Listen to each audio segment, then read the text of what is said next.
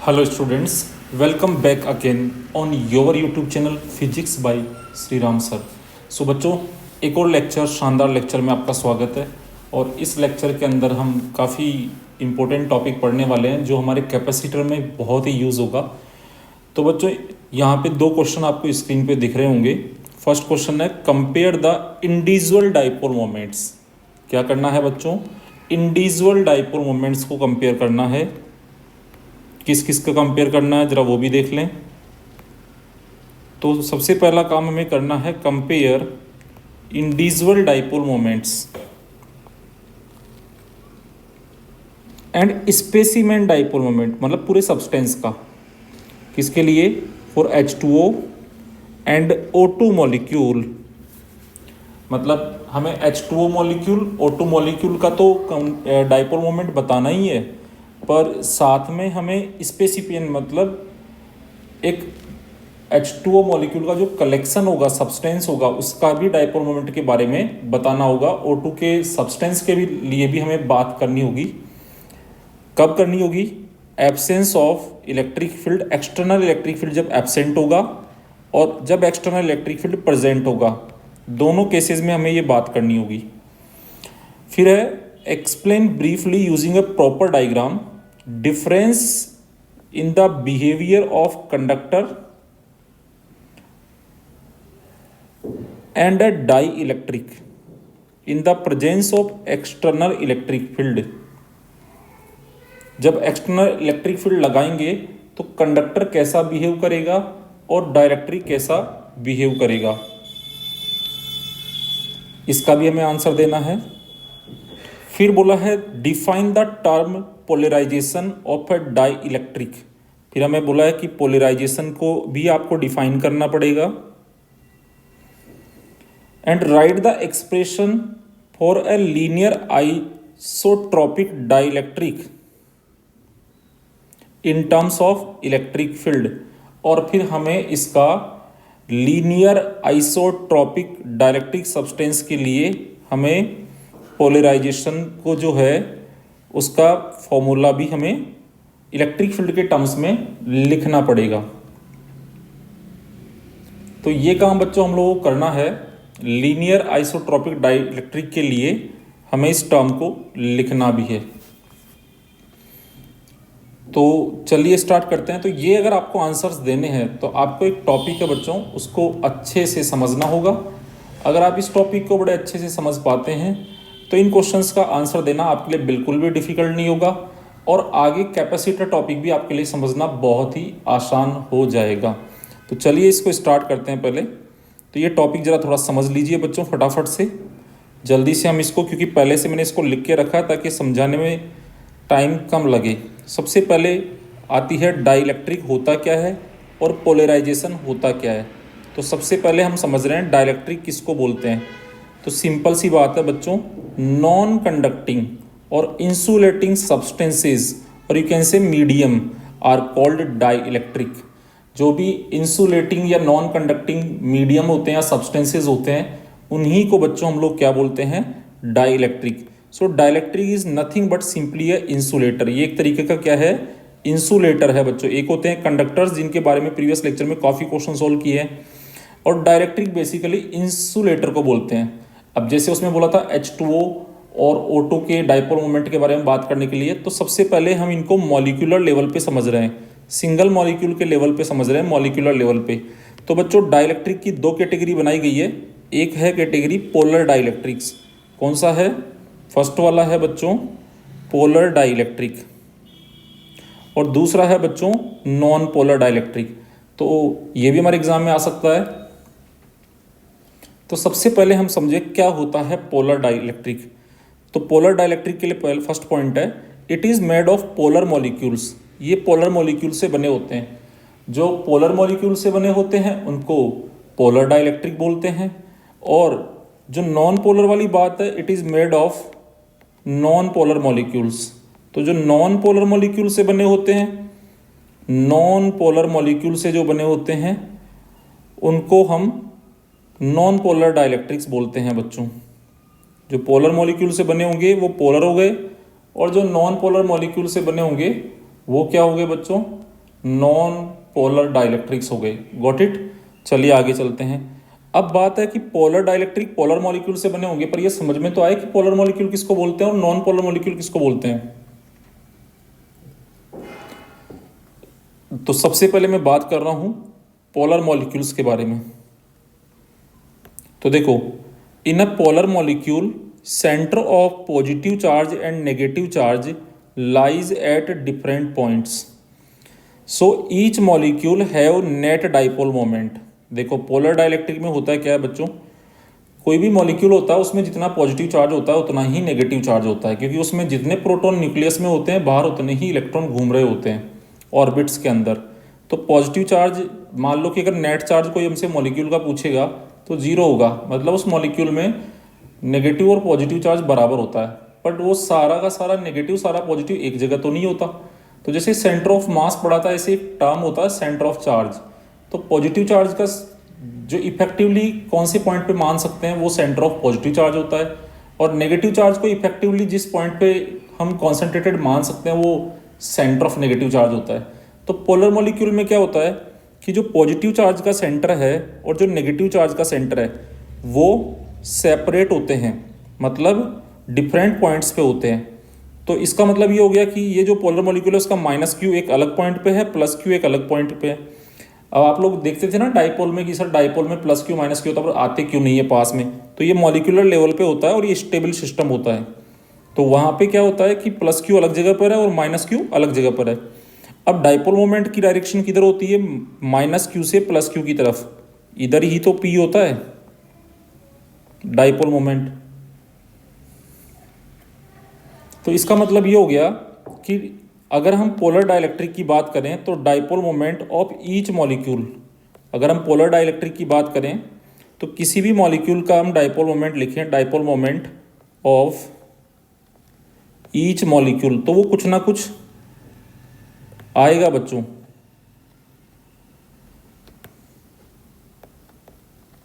कुछ ना कुछ आएगा, मतलब जीरो तो नहीं आएगा। तो पोलर मॉलिक्यूल में हमेशा हर मॉलिक्यूल का एक नेट डाइपोल मोमेंट होता है। अब नॉन पोलर में क्या होता है, तो चलिए नॉन पोलर की बात कर लेते हैं। इन नॉन पोलर मॉलिक्यूल, अब देखो नॉन पोलर मॉलिक्यूल में भी जितना पॉजिटिव चार्ज होता है उतना ही नेगेटिव होता है, पर in non polar molecule centre of positive charge and negative charge lies eight same point. But इसके अंदर पॉजिटिव चार्ज का सेंटर और बच्चों नेगेटिव चार्ज का जो सेंटर होता है, पॉजिटिव चार्ज और नेगेटिव चार्ज जो होता है उसका सेंटर सेम पॉइंट पे सेम लोकेशन पे होता है। तो जब सेम लोकेशन पे पॉजिटिव नेगेटिव का सेंटर आ जाएगा तो फिर जो ये बीच की जो डिस्टेंस आप लेते थे ये 2a, ये 2a तो जीरो हो जाएगी। तो डाइपोल मोमेंट होता है q इंटू 2a, तो हर एक मॉलिक्यूल का डाइपोल मोमेंट क्या आएगा, जीरो आएगा बच्चों। जैसे एग्जांपल लेते हैं, पोलर मॉलिक्यूल कौन से होते हैं। अब यहाँ पे ये जो डायग्राम है in the absence of electric field है, मतलब in the absence of electric field किस तरह से होता है। तो जरा ध्यान से देखें इधर, जैसे इसी को एग्जांपल लेते हैं बच्चों हम। सबसे पहले हमने लिया HCl का एग्जांपल, HCl ले लेते हैं। यहाँ पे क्या होता है, यहाँ पे हम ले रहे हैं H2O का एग्जांपल। क्वेश्चन में H2O बोला था, तो यहाँ HCl और H2O का एग्जांपल हम लोग ले रहे हैं। तो देखिए इधर, यहाँ पे ये एक मॉलिक्यूल H है, एक Cl है। Cl की आप जानते हैं इलेक्ट्रॉन एफिनिटी ज़्यादा होती है, तो जो नेगेटिव माइनस क्यू है वो Cl की तरफ आएगा, और प्लस क्यू जो है उसका पॉइंट, उसका जो सेंटर है वो H की तरफ आएगा। तो माइनस क्यू से प्लस क्यू आप जानते हैं डाइपोल मोमेंट होता है, तो डाइपोल मोमेंट होगा यहाँ पे माइनस क्यू से Cl से H की तरफ डाइपोल मोमेंट की डायरेक्शन होगी। तो यहाँ पे डाइपोल मोमेंट कुछ ना कुछ आएगा, ठीक है। कितना आएगा, एक चार्ज का मैग्नीट्यूड इंटू बीच का डिस्टेंस कर लेंगे। तो यहाँ पे HCl का डाइपोल मोमेंट समथिंग कुछ आएगा। हाँ इतना जरूर है कि वो जीरो नहीं आएगा, ये जरूर हम समझ सकते हैं कि वो जीरो नहीं आएगा। जैसे H2O, तो H2O में ये दो हमने यहाँ पे बना रखे हैं, आप इसको देखिए। ये हमने बनाया ऑक्सीजन एटम और हाइड्रोजन एटम। तो यहाँ पे डाइपोल मोमेंट इस वाले में ऑक्सीजन से हाइड्रोजन इधर होगा और इस वाले में भी ऑक्सीजन से हाइड्रोजन इधर ही होगा। अब यहाँ पे क्या आएगा, माइनस क्यू इस साइड आएगा, प्लस क्यू इस साइड आएगा, माइनस क्यू इस साइड आएगा, प्लस क्यू इस साइड आएगा। तो ये डाइपोल मोमेंट जो है वो इस तरह से होंगे। अब जब आप इनका वेक्टर एडिशन करते हैं पैरेललोग्राम बना के, तो नेट डाइपोल मोमेंट कुछ इस तरह से आएगा।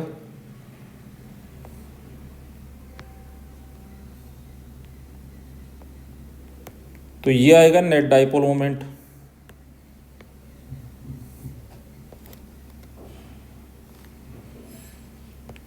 तो पी नेट यहाँ पे भी कुछ ना कुछ डेफिनेटली आएगा, जीरो नहीं आएगा।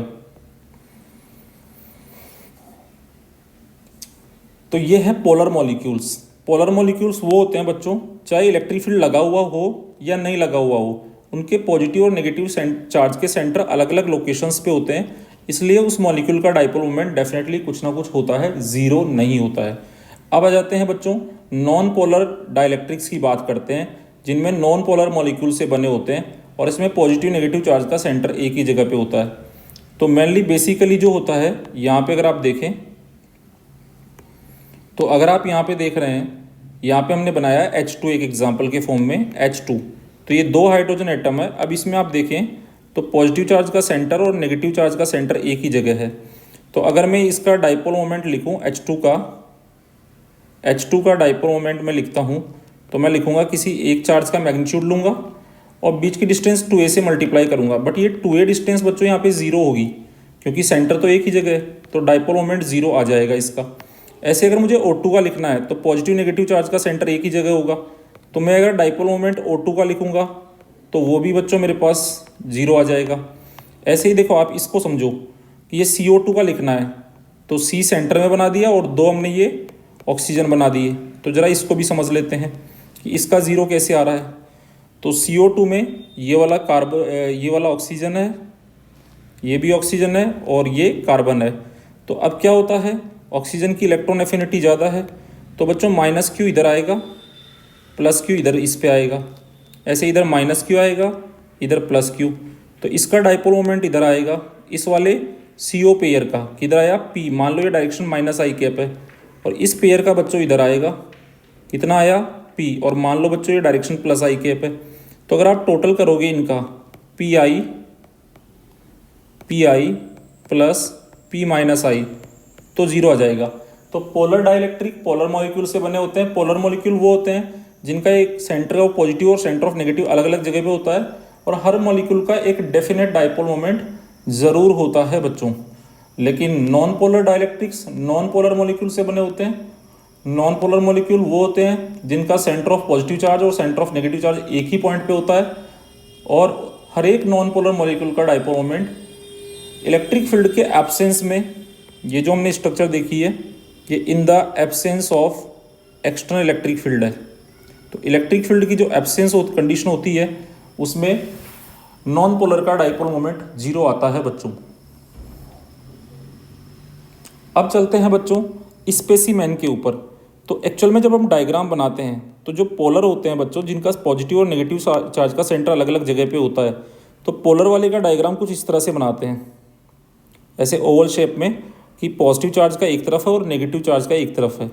इस तरह से ओवल शेप में हम इसका डायग्राम बनाते हैं कि एक पॉजिटिव चार्ज का सेंटर अलग होता है, नेगेटिव का अलग होता है।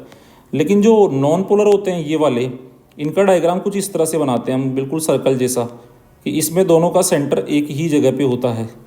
तो ऐसा कुछ डायग्राम बनाते हैं। तो अभी ये तो हमने मॉलिक्यूल, जो क्वेश्चन में हमें बोला था कि H2O के लिए बनाओ, तो मैं सर्कल भी करता जा रहा हूँ कि in the absence of electric field, उन्होंने हमसे बोला था कि डायग्राम आपको बनाना है।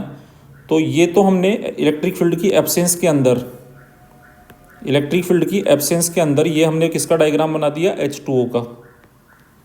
दूसरा उन्होंने हमसे ऑक्सीजन के लिए भी बोला था, तो ऑक्सीजन के लिए in the absence of electric field हमने ये वाला ऑक्सीजन मॉलिक्यूल के लिए डायग्राम बना दिया। तो जो क्वेश्चन था हमारा वहाँ डायरेक्टली आंसर पिक कर पाएंगे। तो ये हमने in the absence of external electric field जो है एक्सटर्नल इलेक्ट्रिक फील्ड, उसकी एब्सेंस में डायग्राम बना दिया, पोलर और नॉन पोलर का, H2O का भी बना दिया और ऑक्सीजन का भी। अब चलते हैं स्पेसिमेन की बात करते हैं। तो अभी एब्सेंस ऑफ इलेक्ट्रिक फील्ड में सारे के सारे H2O मॉलिक्यूल्स हमने इस तरह से बहुत सारे दिखा दिए। ये स्पेसिमेन है, इसमें बहुत सारे मॉलिक्यूल होंगे ये, और इधर इनका बना दिया हमने। अब देखो बच्चों, यहाँ पे क्या होता है, जब एक्सटर्नल इलेक्ट्रिक फील्ड जीरो होता है, मतलब यहाँ पे ई एक्सटर्नल इलेक्ट्रिक फील्ड प्रेजेंट नहीं है बच्चों। एक्सटर्नल इलेक्ट्रिक फील्ड क्या है, जीरो है बच्चों। तो जो एक्सटर्नल इलेक्ट्रिक फील्ड यहाँ पे जीरो है, तो उस केस में क्या होगा बच्चों, पोलर नॉन पोलर दोनों का डायग्राम पोला है स्पेसिमेन के लिए, मतलब पूरे सब्सटेंस के लिए। तो चलो अब इसमें क्या होगा बच्चों कि यहाँ पे अगर हम बात करें तो यहाँ पे हर मॉलिक्यूल का एक नेट डाइपोल मोमेंट है, लेकिन बच्चों ये रैंडमली ओरिएंटेड होते हैं। जैसे किसी का पी आई कैप हो गया, किसी का पी जो है वो आई कैप में होगा, किसी का पी आई में होगा, तो किसी का पी माइनस आई में होगा, किसी का जे में होगा, किसी का माइनस जे में होगा। तो ये तो वेक्टर क्वांटिटी है ना, तो जब हम ऐड करेंगे तो टोटल जीरो आ जाएगा, इवन दो हर मॉलिक्यूल का जीरो नहीं है, बट सारे रैंडम वेक्टर्स है, तो कैंसिल आउट कर देंगे बच्चों ऑलमोस्ट, या फिर बचेगा भी तो भी नेग्लिजिबल बचेगा। मान लो सबने एक दूसरे को कैंसिल कर दिया और एक दो बच भी गए, तो पूरे सब्सटेंस के लेवल पे वो इतना कम बचेगा कि वो नेग्लिजिबल होगा।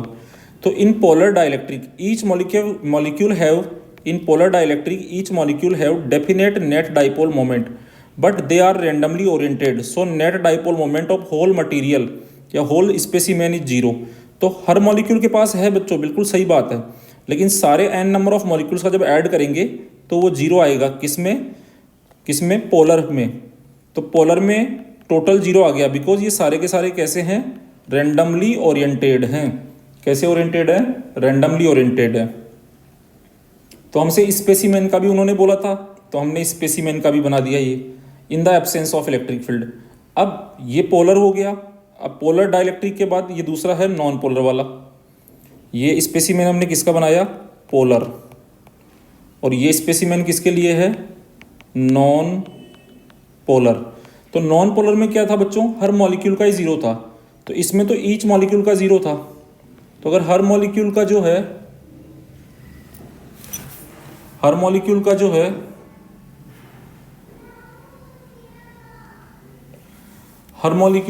वो ही जीरो था बच्चों। अब हर मॉलिक्यूल का जो है वो जीरो है, तो सारे सब्सटेंस का निकालना, तो सबका ऐड किया मैंने, तो यहाँ पे हर मॉलिक्यूल का जीरो आ रहा है, तो सबका ऐड करेंगे, तो ऐड करके भी टोटल क्या आएगा, पूरे सब्सटेंस का भी जीरो ही आएगा। तो इलेक्ट्रिक फील्ड की एब्सेंस में हमने ये बता दिया। तो हमारा जो क्वेश्चन था उसका आंसर हमने यहाँ से दे दिया। तो चलिए इसको हम वहाँ पे सेट कर देते हैं। तो जो क्वेश्चन था हमारा फर्स्ट क्वेश्चन, उसका जो ए पार्ट है उसको हम बात कर लेते हैं। तो फर्स्ट को जो है उसका ए पार्ट पे बात कर लें, तो ज़रा ध्यान से देखें।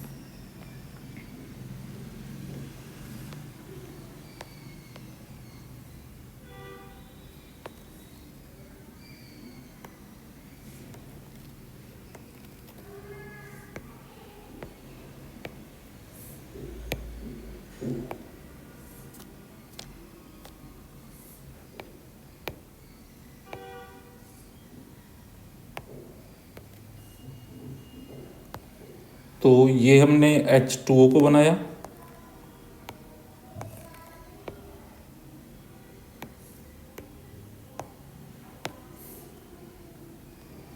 पहले हम ये मार्क कर देते हैं कि in the absence of electric field हम लोग ये बना रहे हैं।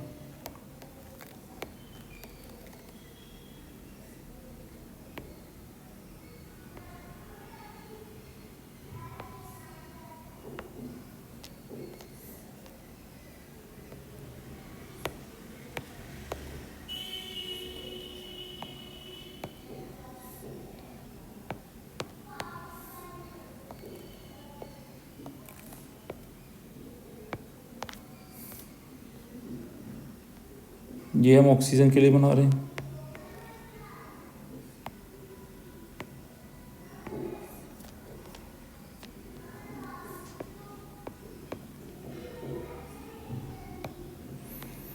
फिर हम स्पेसिमेन के लिए बना रहे हैं। तो ये हम डायरेक्टली ले रहे हैं बच्चों कंप्लीट।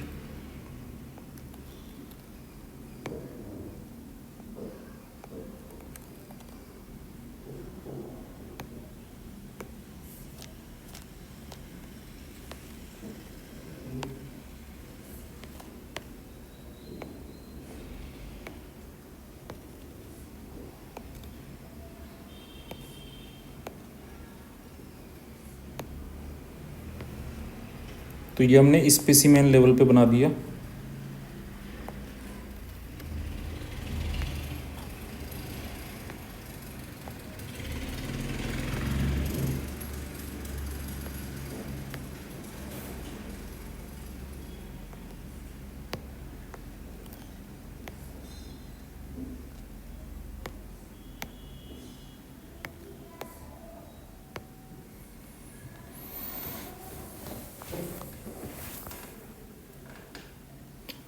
इसको थोड़ा सा बच्चों मैं आपके लिए अच्छे से अरेंज कर देता हूँ।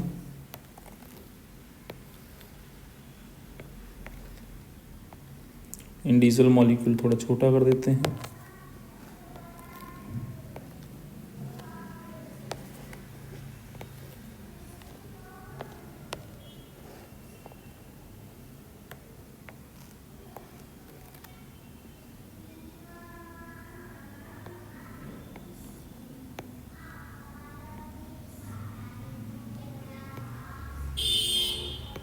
ये हुई बात।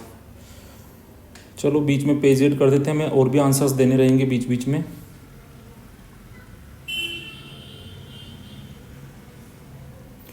फिर उसके बाद उन्होंने बोला है प्रेजेंस ऑफ इलेक्ट्रिक फील्ड में भी हमें ये काम करना है। तो चलिए यहाँ तक हमने समझ लिया। अब when electric field is applied, तो बच्चों इलेक्ट्रिक फील्ड जब लगाते हैं तो होता क्या है, देखो पहले हम बात करते हैं इलेक्ट्रिक फील्ड किधर किस डायरेक्शन में है। तो इलेक्ट्रिक फील्ड का डायरेक्शन ये राइट साइड में रखा हमने, इसको आई कैप बोल सकते हैं। तो ई नॉट हमने आई कैप में रखा है। अब इसमें बच्चों आप देख रहे हैं कि पोलर में प्लस क्यू यहाँ है, माइनस यहाँ है। तो प्लस क्यू प्लस पे इलेक्ट्रिक फील्ड की डायरेक्शन में फोर्स लगेगा और माइनस पे इधर लगेगा। तो अल्टीमेटली ये टॉर्क लगेगा पी साइन थीटा। इस टॉर्क के कारण ये रोटेट होके, इस टॉर्क कारण रोटेट होके ये इस तरह से आ जाएगा। इस तरह से आने का मतलब ये है कि पी जो है वो ई की डायरेक्शन में आ जाएगा। जिधर आपका ई वेक्टर है उधर ही आपका पी वेक्टर आ जाएगा। पी और ई सेम डायरेक्शन, मतलब ये स्टेबल इक्विलिब्रियम कंडीशन में आ जाएगा बच्चों। कौन सी स्टेबल इक्विलिब्रियम में? कौन? पोलर। तो पोलर के साथ तो ये होगा बच्चों कि उस पर टॉर्क लगेगा और टॉर्क के कारण वो रोटेट होके जो पी है, अभी देखो पी किधर है, पी अभी इधर है, पी जो है वो अभी बच्चों किधर है, इधर है, और ई इधर है। तो बीच में एंगल थीटा बन रहा है ना ये। तो पी और ई के बीच में कुछ एंगल है, लेकिन अब पी और ई दोनों सेम डायरेक्शन में आ गए। ठीक है, पी और ई दोनों किधर आ गए, सेम डायरेक्शन में। अगर आप यहाँ पे देखें तो ये आपका इलेक्ट्रिक फील्ड है, तो आपका ई वेक्टर और पी वेक्टर भी सेम डायरेक्शन में आ गए। ये पी है और ये ई है।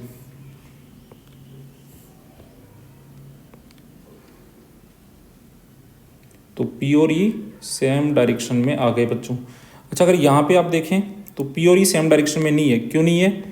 आपका ई तो इधर है, तो आपका जो ई वेक्टर है वो तो इधर है।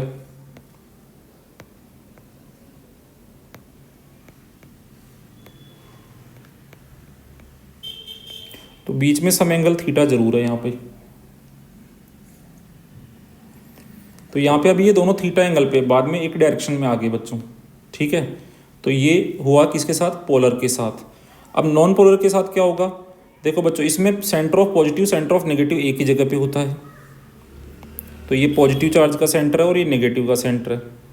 अब पॉजिटिव का सेंटर और नेगेटिव का सेंटर एक ही लोकेशन पे है, तो इसका तो डाइपोल मोमेंट जीरो है ही नहीं इसके पास। तो इसके पास तो था बट वो सेट फील्ड की डायरेक्शन में अलाइन हो गया, बट इसके पास तो है ही नहीं। अब लेकिन आपको पता है पॉजिटिव चार्ज पे फोर्स लगेगा फील्ड की डायरेक्शन में और नेगेटिव पे लगेगा फील्ड के अपोजिट। तो ये रबर की तरह स्ट्रेच होगा, ये इधर जा फोर्स लगेगा इधर, तो आपका ये मॉलिक्यूल ऐसे रबर की तरह स्ट्रेच होगा। तो स्ट्रेच होने का मतलब है ये पोलराइज्ड हो जाएगा। अब ये पॉजिटिव नेगेटिव के सेंटर चेंज हो जाएंगे। तो पॉजिटिव का सेंटर यहाँ आ गया और नेगेटिव का यहाँ आ गया। तो नेगेटिव से पॉजिटिव का डाइपोल मोमेंट आ गया और इलेक्ट्रिक फील्ड भी इधर है। तो इसमें दो चीज़ हुई, get polarised along electric field, along electric field. तो इसमें तो क्या था बच्चों, केवल अलाइन हुआ, align themselves along electric field. इसमें पोलराइज्ड भी हुआ, मतलब डाइपोल मोमेंट भी डेवलप हुआ और फील्ड के अलोंग अलाइन भी हुआ। पर अल्टीमेटली अगर अब हम देखें तो इसकी स्ट्रक्चर हम कुछ इस तरह से बनाते हैं, इसकी ऐसे ही रहने देते हैं, बस उसको फील्ड के अलोंग अलाइन कर देते हैं, और जिसमें पोलराइजेशन होता है उसको हम ये ऐसे कर देते हैं। तो ये हमने डायग्राम बना दिया। तो एक तो अलाइन हुआ है, दूसरा पोलराइज्ड और अलाइन दोनों हुआ है। बोलो। आप बाल कटवाने नहीं जाओगे? बेटा अभी बच्चों को पढ़ा रहा हूँ, फिर चलेंगे अपन। आप मुझे पैसे दिला के लाओगे? हाँ बिल्कुल पक्का दिला के लाऊंगा। पेस्ट्री ना? हाँ। फिर मैं अभी बच्चों और को पढ़ा मुझे रहा हूँ। किंडर जॉय भी चाहिए। सब मिलेगा आपको। अभी बच्चों को पढ़ा रहा हूँ। हाँ। ठीक है, मैं नीचे जाती हूँ। ओके।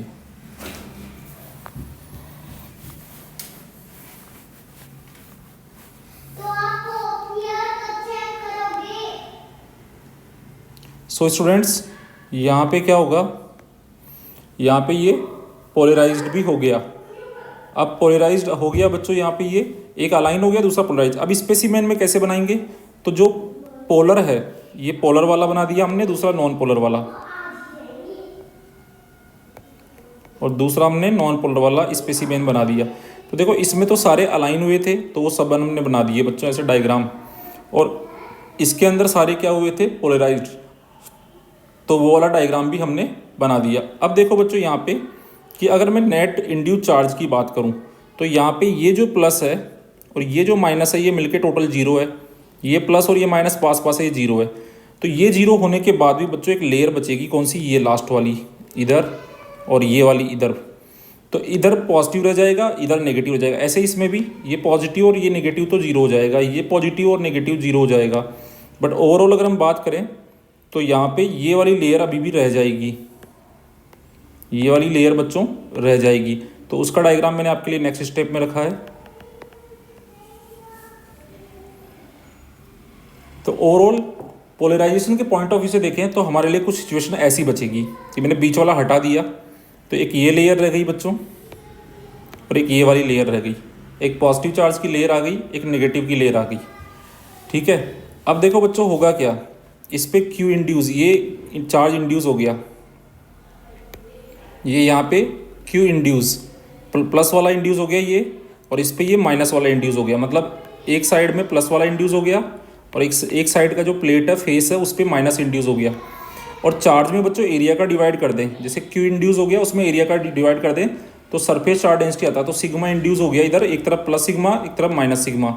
अब देखो बच्चों आपका एक्सटर्नल इलेक्ट्रिक फील्ड कौन सा था, ई नॉट, किधर था, आई कैप में लगा रखा था आपने। लेकिन अब आप सोचो कि यहाँ पे अगर प्लस क्यू इंड्यूस आ चुका है, मतलब प्लस का सिग्मा इंड्यूस आ चुका है, और इधर माइनस का सिग्मा इंड्यूस आ चुका है, प्लस सिग्मा इंड्यूस इसमें भी आ चुका है और इसमें भी माइनस का सिग्मा इंड्यूस आ चुका है बच्चों। तो अब ये भी तो एक इलेक्ट्रिक फील्ड क्रिएट करेंगे। ये ठीक वैसे हो गया जैसे आपकी दो प्लेट होती थी ना, प्लस सिग्मा माइनस सिग्मा, याद करो, एक प्लस सिग्मा और एक माइनस सिग्मा, तो प्लस से माइनस की तरफ इलेक्ट्रिक फील्ड आता था। लेकिन ये जो चार्ज है कैसा है, इंड्यूस चार्ज है, ये इंड्यूस चार्ज है, तो इस तरफ एक इलेक्ट्रिक फील्ड क्रिएट हो जाएगा बच्चों, जिसको हम बोलते हैं इंड्यूस इलेक्ट्रिक फील्ड। तो इंड्यूस इलेक्ट्रिक फील्ड की डायरेक्शन किधर होगी, अप्लाइड के अगेंस्ट, ई आई का मतलब है इंड्यूस।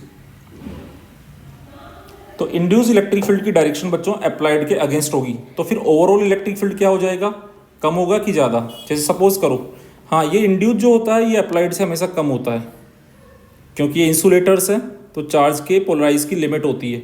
सपोज करो आपका अप्लाइड 100 है और इंड्यूस हो गया 60, तो नेट कितना रह जाएगा, 100 माइनस 60 दैट इज़ 40। तो यहाँ पे इलेक्ट्रिक फील्ड कम हो जाएगा। इस पॉइंट को भी हम आगे बात करेंगे, पहले यहाँ तक की बात करते हैं बच्चों। तो यहाँ तक का हमारा आंसर लेते हैं हम लोग कि जब फील्ड अप्लाई कर देंगे तो ये जो पोलर वाला है वो कौन है, H2O, उसके साथ क्या होगा, और नॉन पोलर कौन है, O2, उसके साथ क्या होगा। ये हमने आपको अच्छे से समझा दिया बच्चों। और अब हम इसको यूज़ करते हैं जहाँ पे हमें इसको यूज़ करना है।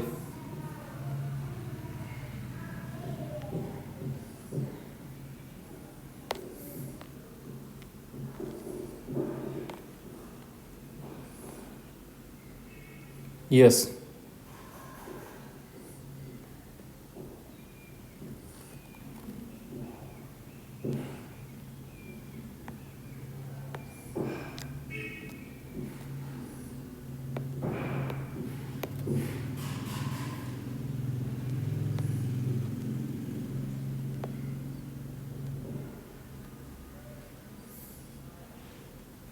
तो ये सिचुएशन आ गई बच्चों when external electric field is applied. जब फील्ड अप्लाइड कर देंगे तो इंडिविजुअल मॉलिक्यूल के साथ क्या होगा और पूरे स्पेसिमेन के साथ क्या होगा। ये डायग्राम इसका 3D डायग्राम है एक तरीके से। ये जो दोनों डायग्राम आप देख रहे हैं इनका ही ये 3D स्ट्रक्चर है। आप इस तरह से देखिए बच्चों।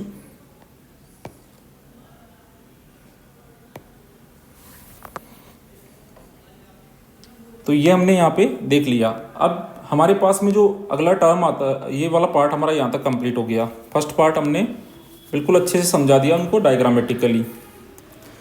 फिर हमसे बोला explain briefly using A proper diagram the difference between behaviour of a conductor and a dielectric in the presence of external electric field.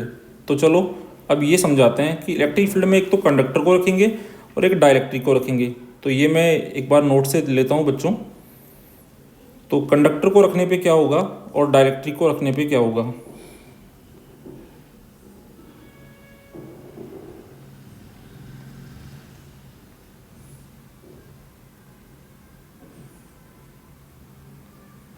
External electric field के अंदर कंडक्टर्स को रखने पे क्या होगा। आई होप कंडक्टर्स की प्रॉपर्टीज़ में ये पॉइंट मिल जाएगा अपने को। थोड़ा सा हम टाइम सेव करना चाहेंगे बच्चों। यस, तो मैं यहाँ से ये डायग्राम यूज़ में ले रहा हूँ बच्चों।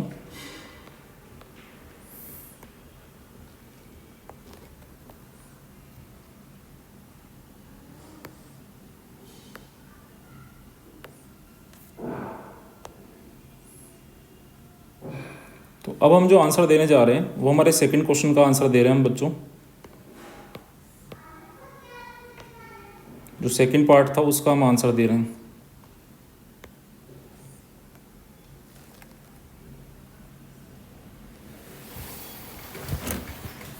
तो सेकंड पार्ट के आंसर में एक्सटर्नल फील्ड में पहले कंडक्टर को रखेंगे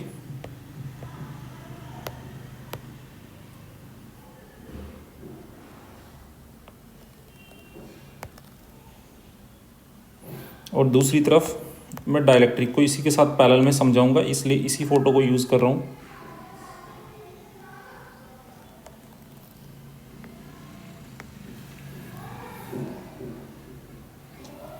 तो देखिए बच्चों, पहले हम बात कर रहे हैं कंडक्टर की। This is a conductor. तो ये कंडक्टर है बच्चों। अब कंडक्टर को जब रख देंगे बच्चों तो कंडक्टर में क्या होते हैं, large number of free electrons.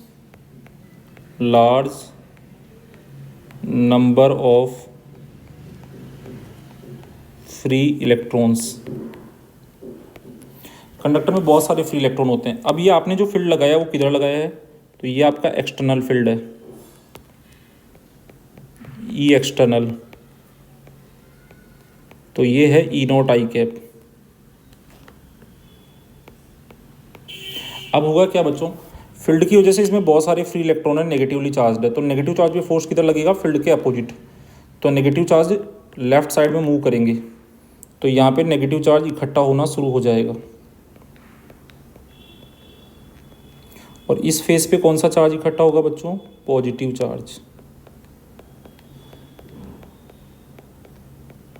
यहाँ पे पॉजिटिव चार्ज इकट्ठा होगा। अब इससे क्या होगा, ये जो चार्ज इकट्ठा होगा, ये जो चार्ज इकट्ठा हो रहा है बच्चों, इसकी वजह से क्या होगा, तो ये देखो इधर ये पॉजिटिव चार्ज इंड्यूस हो गया। इधर ये फेस है, सरफेस एक लाइन नहीं है बच्चों, पूरा सरफेस है। 3D में देखेंगे तो पूरा सरफेस है ये। तो ये सरफेस पे चार्ज इकट्ठा हो गया, तो इसकी वजह से एक फील्ड क्रिएट होगा जिसको हम बोलेंगे इंड्यूस फील्ड। अब ये कितना होगा, जैसे मान लो बच्चों ये 100 है, तो पहले क्या होगा, जैसे मान लो ये 50 है तो भी इधर 50 रह जाएगा। अब इसमें फ्री इलेक्ट्रॉन की कोई कमी नहीं है, तो वो फोर्स लगाएगा तो और फ्री इलेक्ट्रॉन इधर आएंगे और इधर और प्लस आएगा। तो एक टाइम पे ये मान लो कि 99 भी हो जाएगा आपका इंड्यूस वाला, तो भी 1 रहेगा, तो भी फ्री इलेक्ट्रॉन मूव करेंगे। आखिर कब तक, जब तक कि ये दोनों फील्ड बराबर नहीं हो जाते। तो अगर ये फील्ड बराबर नहीं हो जाते तब तक ऐसा मूवमेंट होगा। तो जो इंड्यूस फील्ड होगा वो भी अप्लाइड के बराबर ही हो जाएगा एक टाइम पे, बट डायरेक्शन में अपोजिट। ये कंडक्टर्स में ही होता है बच्चों, ये मेटल्स में होता है। तो इस चीज़ को आप ऐसे समझा सकते हो, जैसे क्वेश्चन आता है कि इन द कंडक्टर्स और in the metals in electrostatic condition net electric field is zero in the conductors और द मेटल्स। ऐसा क्यों होता है, कंडक्टर्स में नेट फील्ड जीरो क्यों होता है। तो आप समझा सकते हो, जब हम उनको एक्सटर्नल इलेक्ट्रिक फील्ड में रखते हैं तो एक फील्ड इंड्यूस होता है due to induction of charge, और वो इंड्यूस फील्ड का वैल्यू धीरे धीरे बढ़ता है और एक टाइम पे वो अप्लाइड के बराबर पहुंच जाता है, तभी इलेक्ट्रोस्टैटिक कंडीशन अचीव होती है। और उस केस में दोनों फील्ड इक्वल एंड अपोजिट होते हैं। तो नेट फील्ड हो गया external plus induced, applied plus induced. Applied और ये इंड्यूस्ड बराबर होते हैं बच्चों। तो अगर ये ई नॉट आई केप है तो ये ई नॉट माइनस आई केप होता है। तो अगर आप टोटल की बात करेंगे तो टोटल आपको 0 ही मिलने वाला है। तो इससे मेरे को एक बहुत अच्छी बात समझ में आती है कि अगर हम किसी भी जगह पे किसी भी रीजन में कहीं पे भी कंडक्टर को रख दें तो वहाँ पहले से मान लो कोई फील्ड है ये वाला ई नॉट आई कैप, पहले से बच्चों ये फील्ड वहाँ पे प्रेजेंट है और ये फील्ड वहाँ पे प्रेजेंट है और आपने वहाँ कोई कंडक्टर रख दिया तो उस जोन में बच्चों फील्ड क्या हो जाएगा, 0 हो जाएगा। तो इस पॉइंट को भी हम पिक करते हैं जल्दी से, that is a very important point.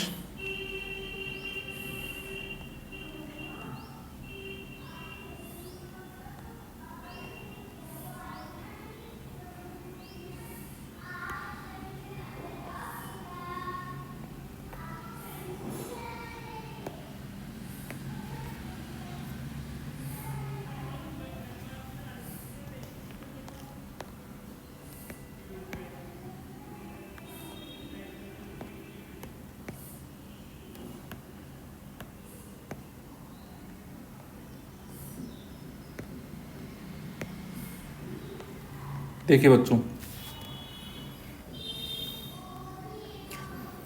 If in a region external electric field is E naught, थोड़ा सही से कर देते हैं।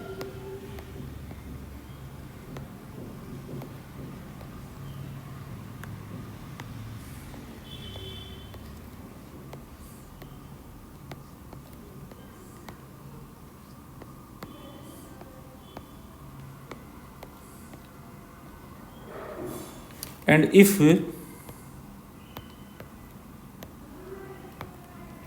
we place a conductor block or conductor in that region, then net electric field in that region become 0। तो अगर कहीं किसी जगह से बच्चों आपको इलेक्ट्रिक फील्ड को ख़त्म ही करना है, उसको पूरी तरह वहाँ से हटाना ही है, तो आप उस जगह पे क्या रख देंगे, कंडक्टर रख देंगे। तो एक्सटर्नल इलेक्ट्रिक फील्ड में कंडक्टर को रखने पे कंडक्टर के अंदर जिस जिस रीजन को कंडक्टर कवर करता है वहाँ पे बच्चों क्या होता है, नेट इलेक्ट्रिक फील्ड 0 हो जाता है। अब दूसरा आते हैं इंसुलेटर्स के ऊपर। तो इनमें आपने देखा था बच्चों पोलराइजेशन हुआ था, मतलब मॉलिक्यूल्स पोलर हो गए थे ऐसे ऐसे। तो इनमें हमने देखा था अभी अभी कि एक तरफ पॉजिटिव चार्ज की लेयर डेवलप हुई थी, सेम जैसे कंडक्टर्स में हुई वैसे ही, लेकिन वहाँ पे रीजन था इंडक्शन। यहाँ पे क्या रीजन था, इंडक्शन हुआ था बच्चों, क्योंकि यहाँ पे इलेक्ट्रॉन अपना प्लेस चेंज करे थे। इंडक्शन का मतलब है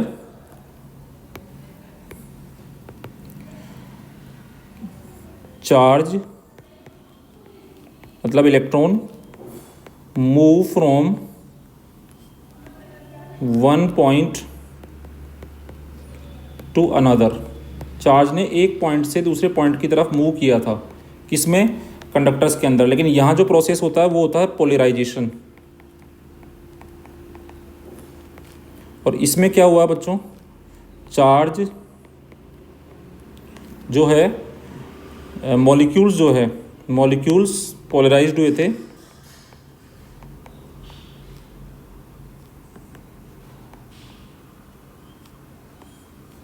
गेट पोलराइज्ड।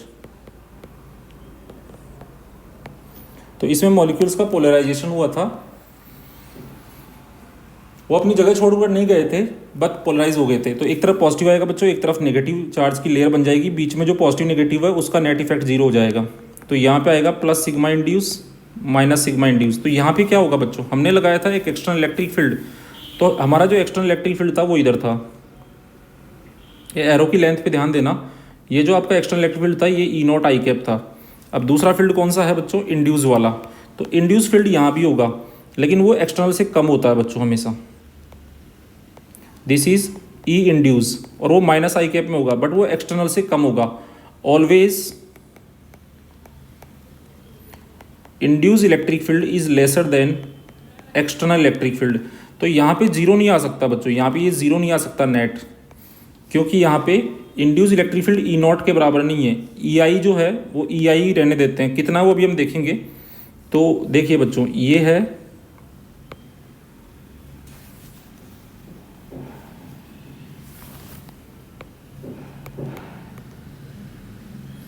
तो यहाँ पे इंड्यूस हुआ था ई आई इन माइनस आई कैप, और ये जो ई आई है ना ये ई नॉट से तो कम ही था, तो यहाँ पे हम लिखेंगे इसको ई आई माइनस आई कैप।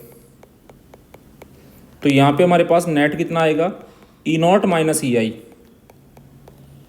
आई कैप, तो इतना रह जाएगा बच्चों। तो फील्ड कम हो जाएगा बट जीरो नहीं होगा। जैसे फॉर एग्जांपल इसमें तो क्या होगा कंडक्टर्स के अंदर तो बच्चों कि लेट से आपने ई नॉट जो अप्लाई किया है, ई एक्सटर्नल जो आपने अप्लाई किया है जिसको आप बोल रहे हैं ई नॉट आई कैप, वो आपने अप्लाई किया 1000 न्यूटन अपॉन कूलम का आई कैप में।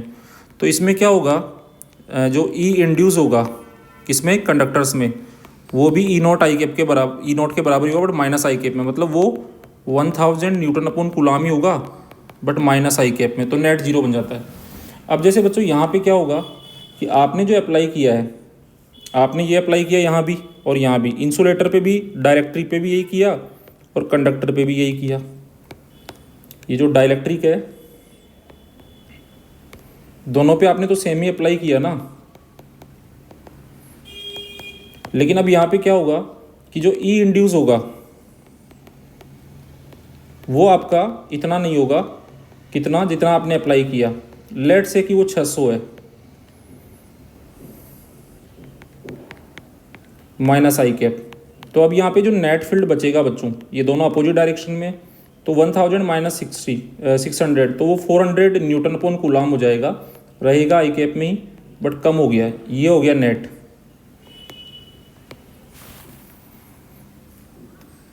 अब यहाँ पे मैं एक टर्म समझा रहा हूँ बच्चों आपको, ये हम आपके समझ में आ गया होगा। यहाँ पे एक टर्म बड़ी इंपॉर्टेंट है जो मैं आपको समझाता हूँ, उसका सिग्निफिकेंस भी, जिसको हम बोलते हैं, अच्छा पहले ये हम पॉइंट ले लेते हैं यहाँ से,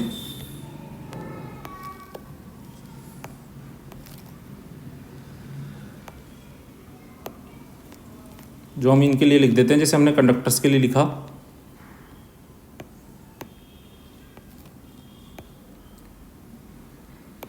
And if we place a dielectric or insulator in that region, the net electric field become less, means decreases but not become zero, वो जीरो नहीं होता है बच्चों। अब इसी के साथ मैं आपको एक पॉइंट यहाँ बताना चाहूँगा, फील्ड तो जीरो नहीं होता है, यहाँ पे कम हो जाता है, मतलब कंडक्टर्स में जीरो हो जाता है, इंसुलेटर्स में कम हो जाता है लेकिन जीरो नहीं होता।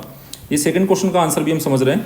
अब यहाँ पे एक चीज़ हम जो है वो ये है बच्चों, दैट इज़ वेरी इंपॉर्टेंट, जो आप पहले से पढ़ते आए हैं, डाइलेक्ट्रिक कांस्टेंट, याद करो, ये बहुत इंपॉर्टेंट है इसलिए मैं इसको ले रहा हूँ।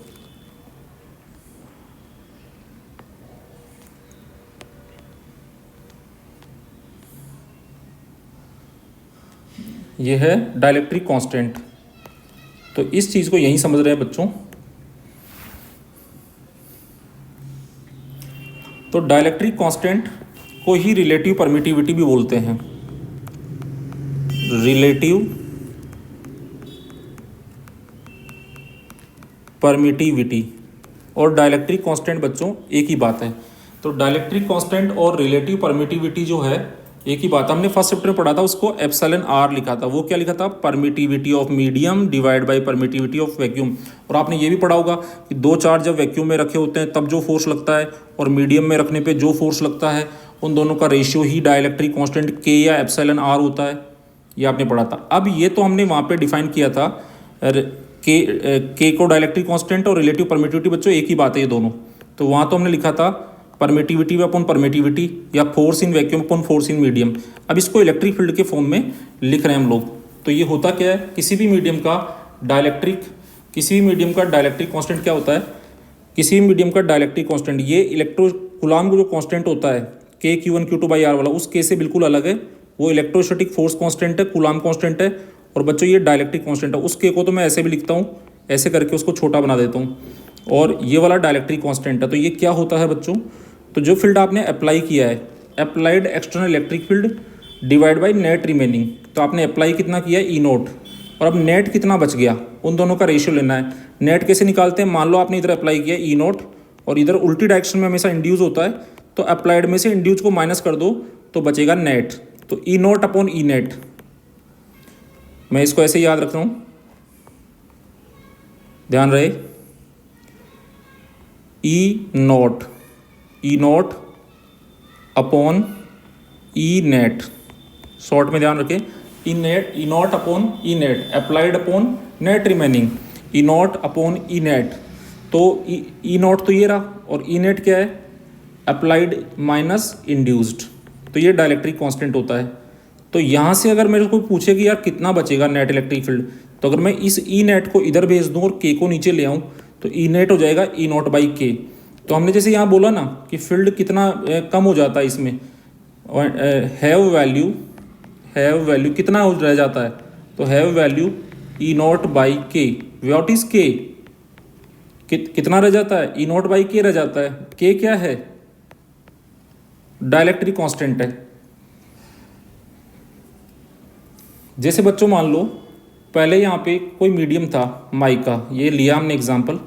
मान लो आपने लगाया 1000 10⁻³ मतलब 1000 वैल्यू का इलेक्ट्रिक फील्ड आपने लगाया ई नॉट, और पोलराइजेशन के बाद कितना रह गया 10⁻² मतलब 100 ही रह गया। तो डाइलेक्ट्रिक कांस्टेंट क्या हो जाएगा, ई नॉट अपॉन ई नेट। तो हमने कितना लगाया बाहर से 10⁻³ और रह कितना गया 10⁻²। तो क्या आंसर आया 10। तो नेट रिमेनिंग कितना हो गया 10 हो गया, ये सॉरी ई नॉट अपॉन ई नेट, तो ये 10 आ गया, ये इसका डाइलेक्ट्रिक कांस्टेंट हो गया। यहाँ पे आप समझ पाएंगे बच्चों कि जो डाइलेक्ट्रिक कांस्टेंट और रिलेटिव परमिटिविटी जो होती है किसकी, मेटल्स की, वो कैसे निकालेंगे। तो लेट से आपने लगाया यहाँ पे 1000 वोल्ट पर मीटर या न्यूटन अपॉन कूलम, और रिमेनिंग कितना रह गया, तो रिमेनिंग तो यहाँ 0 हो गया, तो अपॉन 0, तो ये इनफाइनाइट आ गया। इसीलिए हम बोलते हैं कि मेटल्स का डाइलेक्ट्रिक कांस्टेंट या रिलेटिव परमिटिविटी इनफाइनाइट होती है। जैसे इस वाले में कितना आएगा, तो इस वाले में आ जाएगा बच्चों K इक्वल टू, लगाया कितना आपने 1000 आपने लगाया, इंड्यूस कितना हुआ 600, तो रह कितना गया, आपने 1000 लगाया और रह गया 1000 माइनस 600, तो 1000 अपॉन 400। तो यहाँ से हमारे पास 10/4 आ गया, मतलब 5/2 मीन्स 2.5। तो आई होप इसका मतलब हमें ध्यान रखना है बच्चों कि अगर किसी भी प्लेस पे, जैसे बच्चों एक बहुत इंपॉर्टेंट चीज़ ध्यान रखनी है कि किसी भी प्लेस पे इलेक्ट्रिक फील्ड ऑलरेडी मान लो ई नॉट है, अगर वहाँ मेटल आ गया, मेटल अगर आ गया तो सीधा 0 हो जाएगा, और के डाइलेक्ट्रिक कांस्टेंट का डाइलेक्ट्रिक आ गया तो ई नॉट जितना था उसका अपॉन के रह जाएगा, क्योंकि ई नेट जो रिमेनिंग है, नेट रिमेनिंग जो होगा वो होगा अप्लाइड का 1/k टाइम्स। सो ये चीज़ हमें बहुत इंपॉर्टेंटली ध्यान रखनी है। जैसे फॉर एग्जांपल मैं आपको बताता हूँ कि जैसे ये प्लेट है बच्चों, ये एक प्लेट है पॉजिटिव चार्ज प्लेट,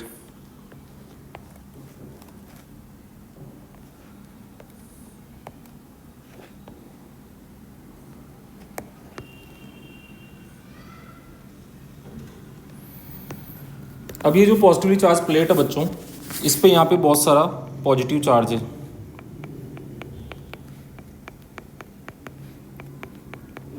और इधर बहुत सारा नेगेटिव चार्ज है।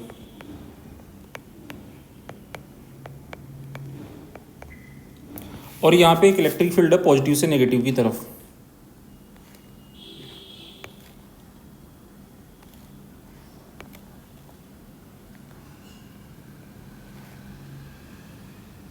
इस तरह से कितना फील्ड है ई नॉट। अब आप क्या करते हो, आपको कोई बोलता है कि हम लोगों ने क्या किया है, इतनी जगह में ये पूरा ई नॉट है, उन्होंने बोला कि हमने क्या किया है, दिस इज़ ई नॉट। उन्होंने बोला कि प्लेट्स के बीच में जो इतना स्पेस है इसमें हमने मेटल भर दिया है, ये मेटल है, और बाकी जगह के लिए उन्होंने आपसे बोला कि इतने स्पेस में हमने डाइलेक्ट्रिक भर दिया, इंसुलेटर, कंडक्टर और इंसुलेटर दोनों डाल दिए, मेटल मतलब कंडक्टर।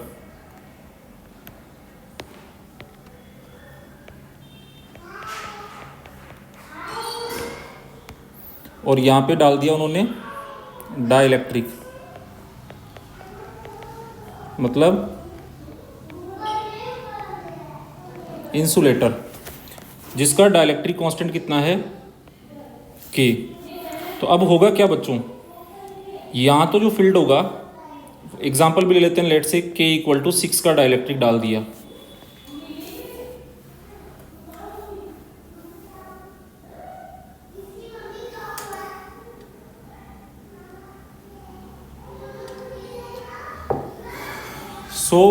अब देखो K=6 मैंने एग्जाम्पल के लिए ले लिया। ऐसे ई नोट का वैल्यू भी अपन ले सकते हैं। ई नोट का वैल्यू फॉर एग्जांपल हम ले सकते हैं कि ई नोट लेट से 1000 वोल्ट पर मीटर है। ये हमने एज्यूम किया समझने के लिए, बाकी कुछ नहीं है। अब जहाँ पे आप मेटल डाल देते हैं बच्चों, तो वहाँ पे फील्ड क्या हो जाता है? तो जहाँ मेटल डाल देते हैं वहाँ फील्ड जीरो हो जाता है, तो वहाँ फील्ड लाइन भी तो हट जाएगी। तो जहाँ फील्ड ही नहीं होगा फील्ड लाइन कहाँ से होगी? तो आपको यहाँ से फील्ड लाइन गायब कर देनी है।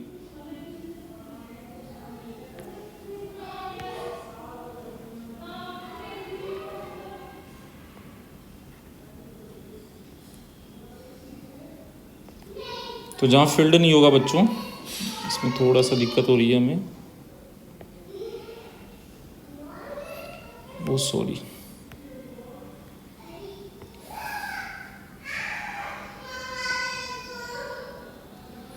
तो यहाँ से फील्ड लाइन को भी हटा देते हैं बच्चों हम।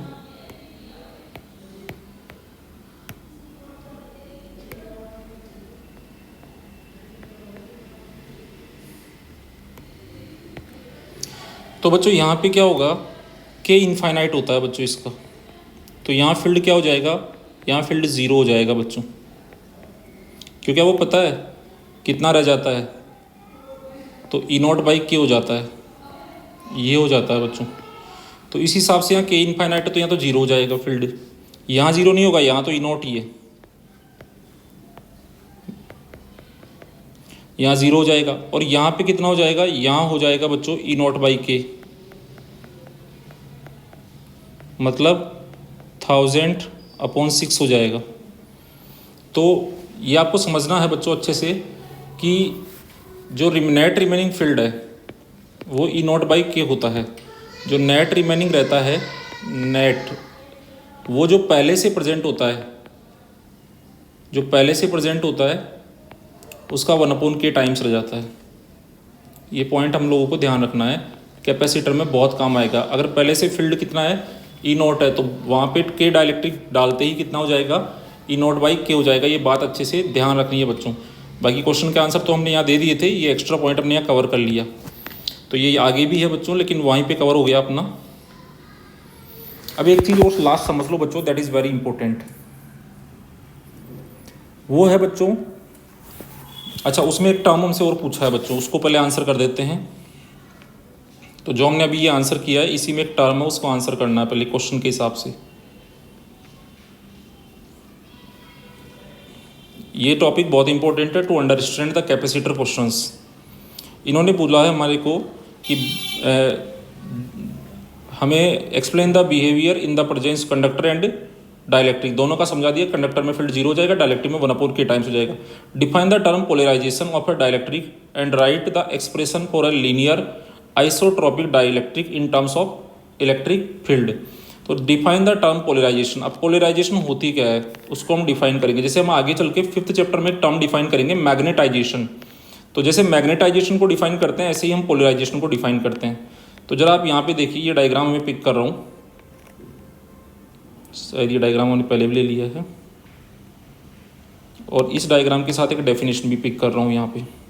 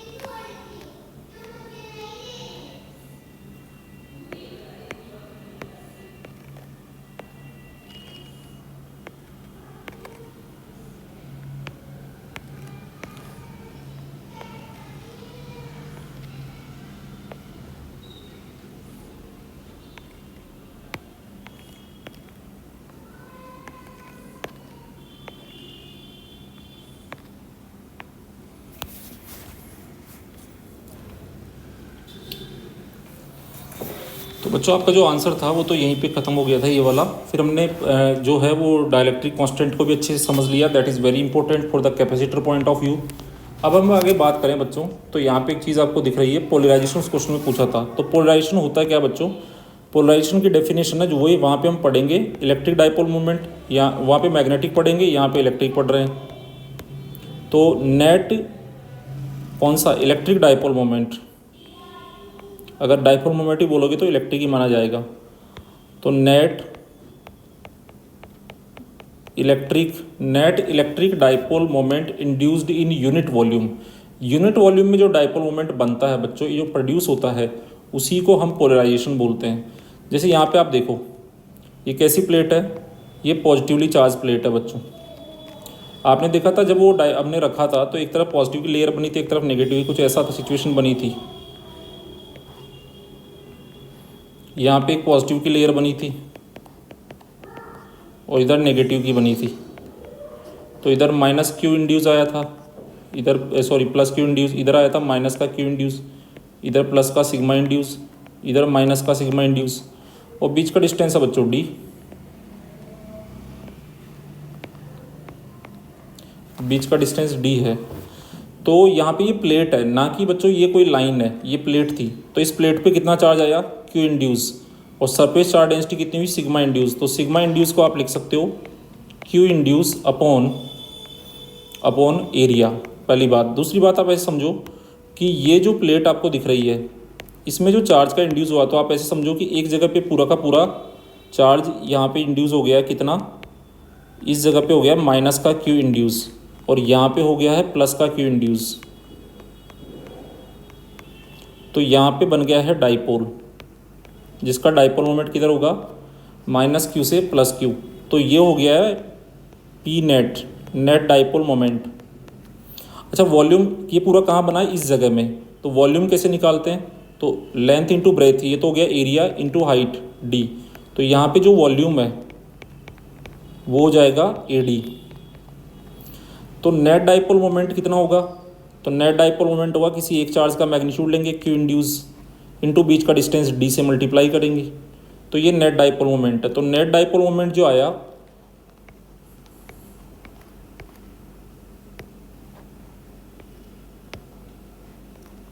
अगर इसका मैग्नीट्यूड देखें तो नेट डाइपोल मोमेंट का जो मैग्नीट्यूड आ रहा है इस डायरेक्शन, ये जो डायरेक्शन है,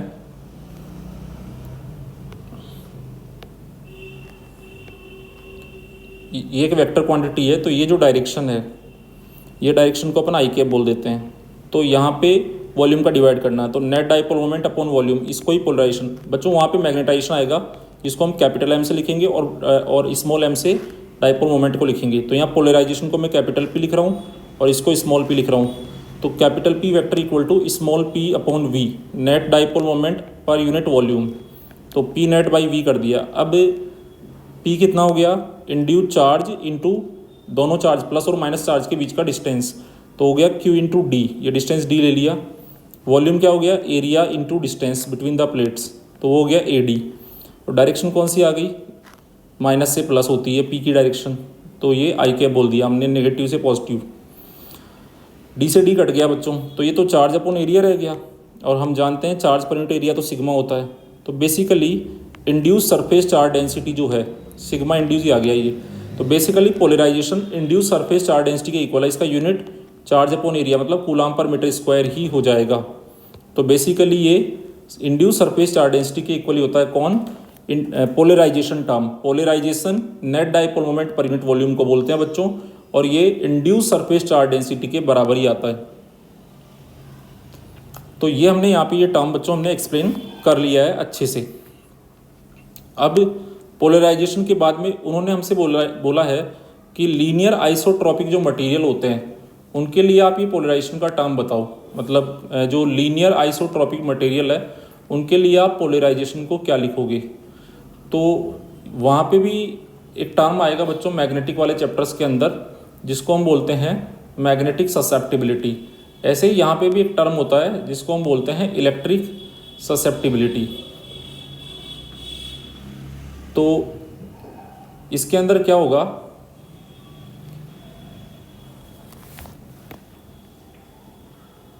ससेप्टिबिलिटी जो टर्म होता है वो हमेशा यूनिट लेस होता है बच्चों।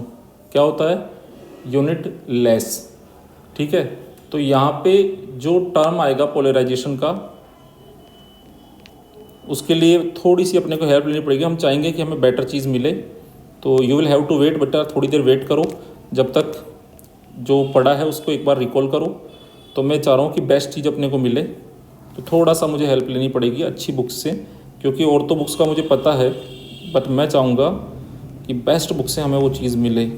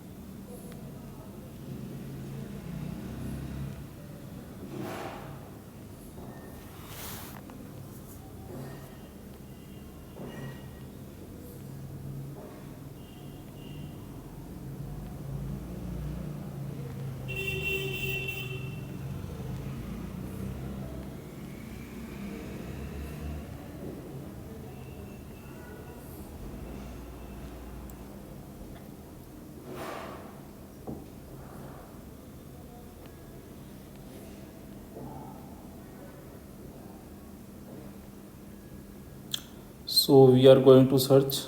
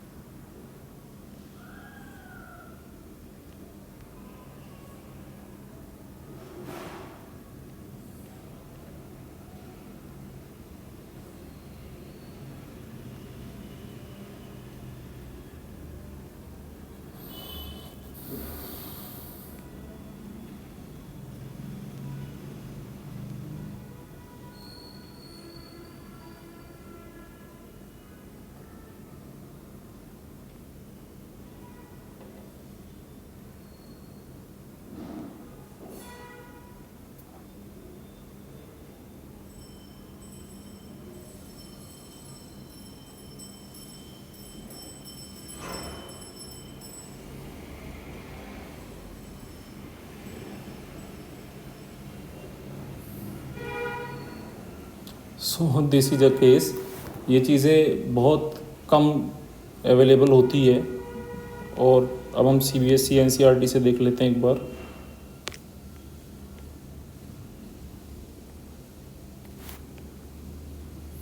क्योंकि हमारे तो NCERT से ही क्वेश्चन आएगा।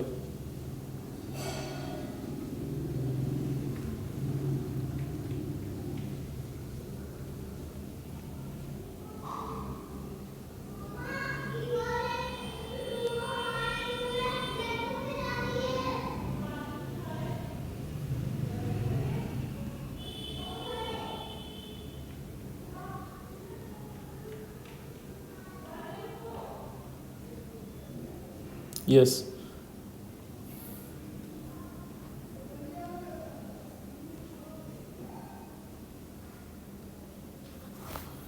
तो ये पैराग्राफ मुझे बड़ा इंपॉर्टेंट नज़र आ रहा है, इसको हम ले लेते हैं बच्चों।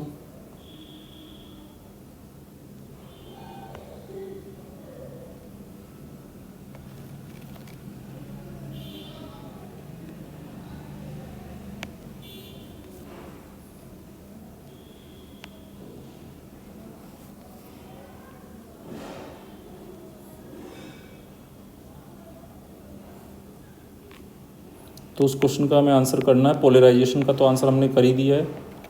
दूसरा में वो रिलेशन लिखना था, तो उसके लिए भी हम यहाँ पहुँच चुके हैं। और ये देखिए बच्चों, काफ़ी अच्छी चीज़ है। वेदर द पोलर, चाहे पोलर है बच्चों चाहे नॉन पोलर है, उसकी हमें कोई टेंशन नहीं है। दोनों को ही हम जब इलेक्ट्रिक फील्ड में रखते हैं तो डाइपोल मोमेंट डेवलप होता है। अब क्या होता है बच्चों कि डाइपोल मोमेंट, यहाँ पे हम देखें तो the dipole moment per unit volume is called polarisation denoted by P। For linear isotropic dielectrics, जो हमारी मेन बात थी कि लीनियर आइसोट्रोपिक डाइलेक्ट्रिक्स के लिए क्या होता है, तो इस पे आ जाते हैं। तो for linear isotropic dielectrics P equal to epsilon naught chi, ये जो लेटर है इस तरह से आपको दिख रहा है, ग्रीक अल्फ़ाबेट का एक लेटर है जिसको काई से रीड करते हैं। काई इंटू एप्सिलॉन नॉट काई इंटू इलेक्ट्रिक फील्ड। तो ये फॉर्मूला आपको याद रखना है। एप्सिलॉन नॉट सब जानते हैं बच्चों, काई क्या है यहाँ पे, इलेक्ट्रिक ससेप्टिबिलिटी। काई क्या है, chi E, that is called electric susceptibility. तो ये भी हमारे को अच्छी तरह याद रखना है।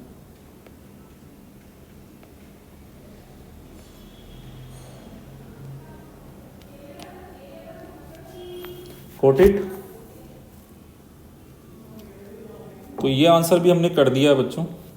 इसके बाद हमसे इस क्वेश्चन में क्या पूछा था इन्होंने, ओके तो पोलराइजेशन पूछा था और उसका इलेक्ट्रिक फील्ड के टर्म्स में फॉर्मूला पूछा था। तो पोलराइजेशन भी हमने बता दिया, डेफिनेशन यहाँ पे, और इसमें भी आ गई है और फॉर्मूला भी आ गया है बच्चों। अब बच्चों ये क्वेश्चन तो हमारा यहाँ ख़त्म हो गया है। तो ये सारी चीज़ें ऑलमोस्ट हमने कवर कर ली है। इसके बाद में एक टर्म मैं आपके साथ शेयर करना चाहता हूँ जिसको हम बोलते हैं डाई इलेक्ट्रिक स्ट्रेंथ या ब्रेकडाउन फील्ड। ये चीज़ भी आपको याद रखनी पड़ेगी, डाई इलेक्ट्रिक स्ट्रेंथ या ब्रेकडाउन फील्ड। तो पहली बात तो मेमोरी में ये सेट कर लें कि dielectric strength value of electric field है। मतलब इलेक्ट्रिक फील्ड का, जैसे उसमें 11th क्लास में चीज़ आती थी, मुझे याद आ रहा है, वो आता था इलास्टिक लिमिट। तो इलास्टिक लिमिट किसी भी सब्सटेंस का इलास्टिक लिमिट उस पर अप्लाई होने वाले स्ट्रेस का एक पर्टिकुलर वैल्यू होता था। सेम वैसे ही डाइलेक्ट्रिक स्ट्रेंथ जो है वो इलेक्ट्रिक फील्ड के एक वैल्यू को ही बोलते हैं।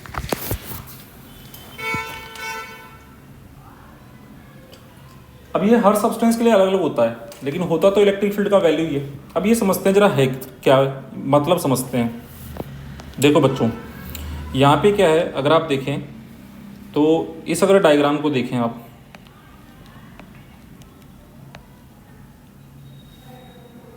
तो ये प्लेट्स मैंने हटा दी है जिससे हम इलेक्ट्रिक फील्ड लगाते हैं, और ये मॉलिक्यूल जो है ये भी हमने यहाँ पे ये सब हटा दिया है, केवल इस मॉलिक्यूल को मैंने यहाँ रखा है बच्चों। अब ये मॉलिक्यूल में क्या है, जितना पॉजिटिव चार्ज है उतना नेगेटिव चार्ज है, ये हमने यहाँ पे कंडीशंस रख दी है। अब एयर जो होती है, जैसे एयर की बात करें तो जितना पॉजिटिव चार्ज है उतना ही नेगेटिव चार्ज है बच्चों। और मॉलिक्यूल जो है O2, N2, CO2 ये मॉलिक्यूल होते हैं, ठीक है। तो ये एयर, ये क्या है, नॉन पोलर मॉलिक्यूल्स है, डाइलेक्ट्रिक्स है। Air is a dielectric medium, insulating medium. लेकिन ऐसा नहीं होता कि कोई भी मीडियम हमेशा इंसुलेटिंग होता है। कोई पर्टिकुलर इलेक्ट्रिक फील्ड ऐसा हो सकता है, इतना ज़्यादा हो सकता है कि उस मीडियम को इंसुलेटिंग से कंडक्टिंग कर दे। मतलब उसमें जो एटम मॉलिक्यूल है उनको वो आयोनाइज कर दे, उनके इलेक्ट्रॉन्स को बाहर निकाल के उनको आयोनाइज कर दे। जैसे एयर ही आयोनाइज हो जाए तो वो इंसुलेटिंग नहीं रहेगी, फिर वो कंडक्टिंग हो जाएगी बच्चों। तो इसमें भी यही है कि अभी तो ये नॉन पोलर है, मतलब इसमें पॉजिटिव नेगेटिव एक ही जगह पे है, सेंटर। लेकिन अगर इसको इलेक्ट्रिक फील्ड में रख दें, इसको बाहर से इलेक्ट्रिक फील्ड इस पर लगाना शुरू करें, तो जब इलेक्ट्रिक फील्ड लगाते हैं तो क्या होता है बच्चों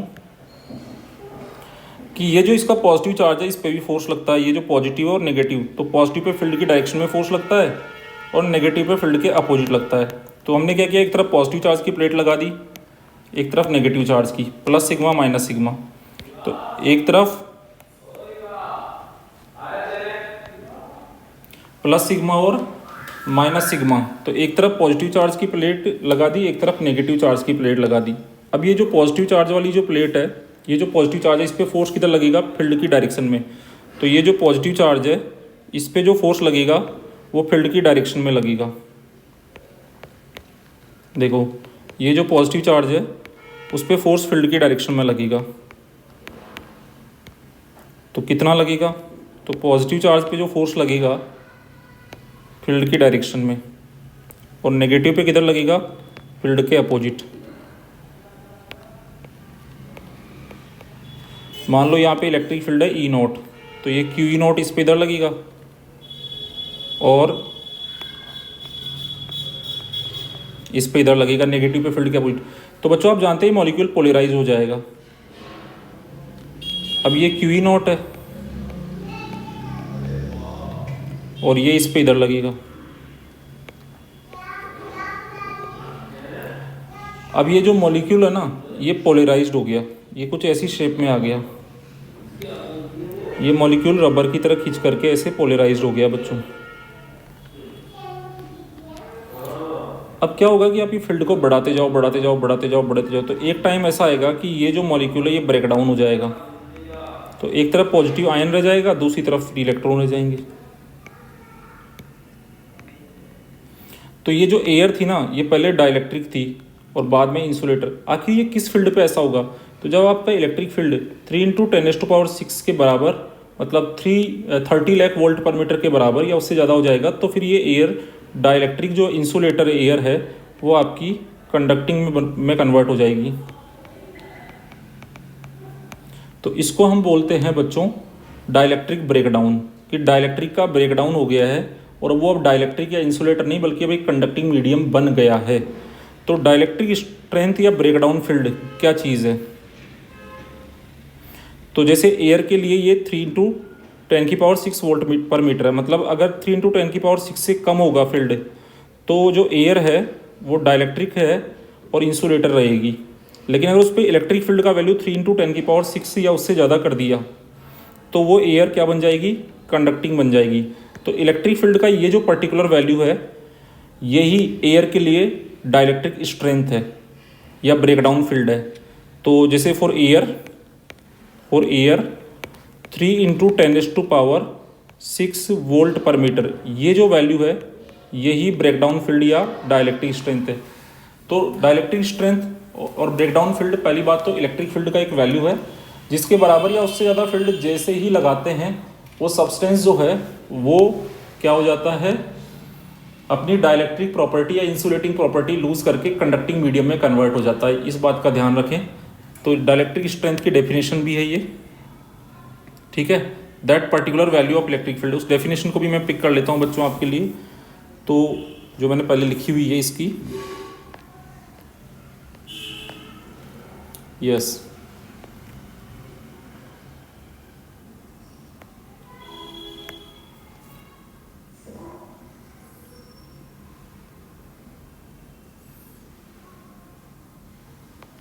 तो यहाँ पे हम इसको नोट डाउन कर लेते हैं, इसको थोड़ा साइड में स्मॉल कर देते हैं और ये डेफिनेशन को भी स्मॉल करके नोट डाउन कर लेते हैं। So dielectric strength is that value of applied electric field on a dielectric medium at which or just above विच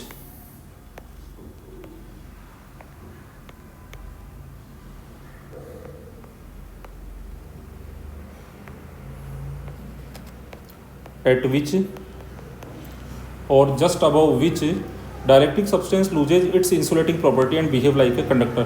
तो आई होप बच्चों ये बहुत टफ टॉपिक था, लेकिन आई होप कि आपको ये अच्छे समझ आया होगा।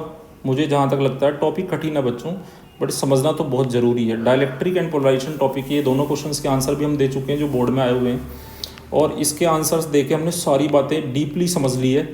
I hope definitely